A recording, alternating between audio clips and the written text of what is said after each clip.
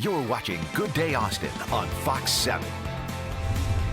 Well, we're officially in daylight saving time now. The sun goes down much later.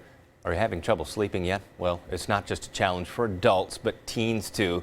Between schoolwork and activities, it can be hard enough to get sleep. Morning anchors included, morning show anchors. Dr. Pete Loper, child and adolescent psychiatrist, joins us this morning to talk more about this. Good morning, sir. How are you? Good morning. Thanks for having me. Yeah, thanks for coming on. So generally, how much sleep do teens need? I've always heard that as you get older, you need less sleep. Is that even true? Well, it's interesting because we know that teens need between 8 to 10 hours of sleep. And, sleep is important regardless of what age you are, but it's not just about the quantity, it's really about the quality as well. Yeah, so how do they get the quality sleep? Well, that's a great question, right? We got a teenager in our house, and it's tough to do these days. But the most important recommendation or piece of advice that I provide parents is you are a product of your environment. So you got to create an environment that's conducive to supporting your teenager's sleep. And there's 3 specific things that I recommend to parents to really enforce to ensure that their teenagers, their adolescents are getting good sleep. The first thing is that you want to make sure that the room in which they're sleeping is as dark as possible. You want to really limit any kind of ambient light. You want to make sure that it's dark. The second thing you want to do is you want to make sure that the temperature is between 65 and 69 degrees. I know that sounds odd, but that temperature range, there's good data that says when you keep the room between 65 and 69, it's going to really support sleep quality, and it's going to help your teenagers stay in that deep sleep that they need to release that good growth hormone and those things that are important to help them recover and restore and get ready for the next day. And then the last thing is the screens, right?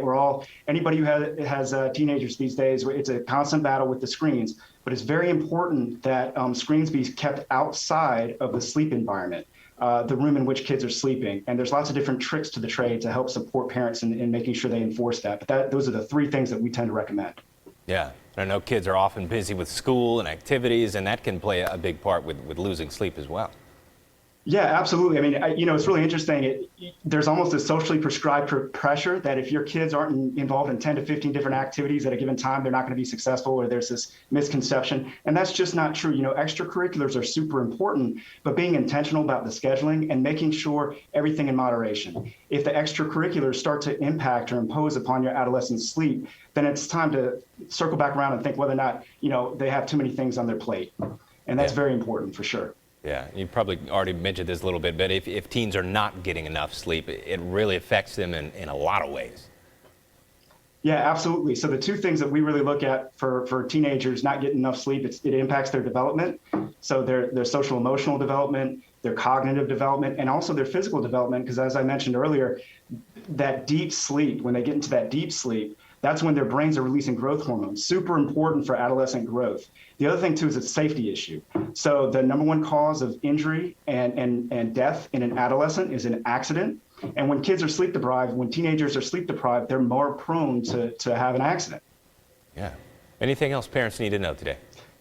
Yeah. Last thing. You can catch up on sleep. So kids are getting pulled 50 different directions these days. If they have a bunch of extracurriculars, a bunch of tests during the course of the week, let them catch up on sleep over the weekend. We used to think there's something called sleep debt, that you never can get it back once it's gone. You certainly can catch up on sleep. That's not true. Catching up on sleep is a real thing, and let them catch up on the weekends, the holidays, and days off. Yeah, and that's true probably this week after we've lost an hour this weekend.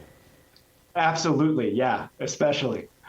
Yeah. Well, sir, thank you so much. We appreciate you. It's good advice. Thank you so much for having me. We'll be right back.